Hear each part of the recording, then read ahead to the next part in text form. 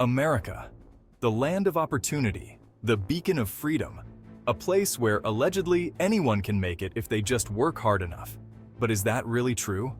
Or is it just a comforting lie we tell ourselves to ignore the puppet master behind the curtain? We like to think that our votes matter, that we have a say in who controls our future. But what if I told you that there's a single, dominant force dictating the rules of the game, regardless of who's in office? Welcome to the Wall Street Party, the only political party that truly matters. They don't have rallies, they don't have slogans, and they certainly don't care about your vote. Their influence is far more insidious, woven into the very fabric of our economic system. And trust me, their policies impact your life far more than any tax cut or healthcare bill ever could. Over the next few minutes, we're going to delve into the murky depths of this unspoken power structure. We'll explore how the Wall Street Party's iron grip on the levers of finance will shape the future of cryptocurrency, send shockwaves through the stock market, and hold the American dream hostage in the year 2025. Buckle up, kids, it's going to be a bumpy ride. All right, let's talk crypto. That magical, decentralized, entirely too volatile to ignore invention that's got everyone from your tech-savvy nephew to your grandma who still uses AOL talking about getting rich quick. Now, you might think that something as revolutionary as cryptocurrency would be immune to the meddling of our dear Wall Street Party. After all, it was built on the promise of escaping the clutches of traditional finance, right? Well, my friends, that's adorable. The truth is, the Wall Street Party sees crypto as just another pawn in their game, another shiny object to dangle in front of the masses while they rake in the real profits. They're circling it like sharks around a wounded seal, just waiting for the perfect moment to strike. And that moment, my friends, is regulation. See, the beauty of crypto, at least from the Wall Street Party's perspective, is that it's still a largely unregulated playground. They can pump and dump with reckless abandon, manipulate the market with algorithms that would make your head spin, and laugh all the way to the bank while regular folks get burned. But they know that party can't last forever. Governments around the world are starting to wise up to the Wild West of crypto, and they're itching to slap some rules and regulations on it. And who do you think is whispering in their ear, guiding their hand as they draft those regulations? You guessed it, the Wall Street Party. They're experts at playing both sides of the game.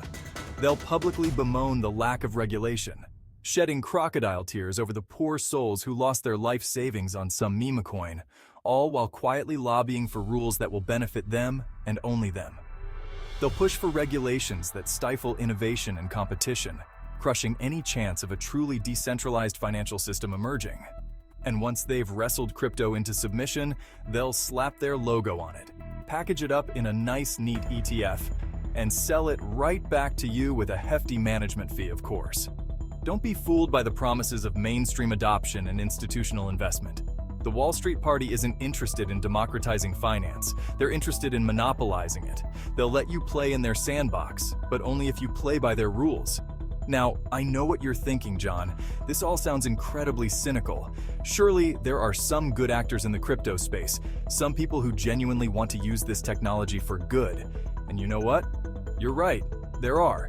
But unfortunately, they're vastly outnumbered by the wolves in sheep's clothing, the ones who see crypto as nothing more than a get-rich-quick scheme, a way to fleece the unsuspecting masses. So, what's the takeaway here? Well, if you're thinking of dipping your toes into the crypto waters, just remember who's really holding the cards. Don't get swept up in the hype. Do your research. And for God's sake, don't bet the farm on something you don't understand. Because in the Wall Street Party's casino, the house always wins. The stock market. The granddaddy of them all. The ultimate symbol of American capitalism. It's where dreams are made, fortunes are lost, and the Wall Street Party throws the most lavish, taxpayer-funded ragers you've ever seen. Now I know what you're thinking. John, the stock market is just a reflection of the economy. It goes up when businesses do well and down when they don't. Simple, right? Well, my friends, I wish it were that simple. The truth is, the stock market has become increasingly detached from the reality of the economy, and the Wall Street Party is largely to thank for that. They've created a system where short-term profits trump long-term sustainability, where companies are rewarded for laying off workers and buying back their own stock instead of investing in their workforce or innovating. It's a system where the rich get richer, the poor get poorer, and the middle class gets squeezed like a tube of toothpaste that's been stepped on. And let's not forget about insider trading. You know, that totally legal form of market manipulation that allows the Wall Street Party's chosen few to profit off of information that the rest of us aren't privy to? It's like playing poker with someone who can see your cards, and then being surprised when they keep winning. Oh, and if you're thinking about reporting it, don't bother. The SEC is about as effective at regulating Wall Street as a screen door is at keeping out mosquitoes. Now, you might be wondering, John, if the stock market is so rigged, why should I even bother investing? Well, here's the thing. You kind of have to.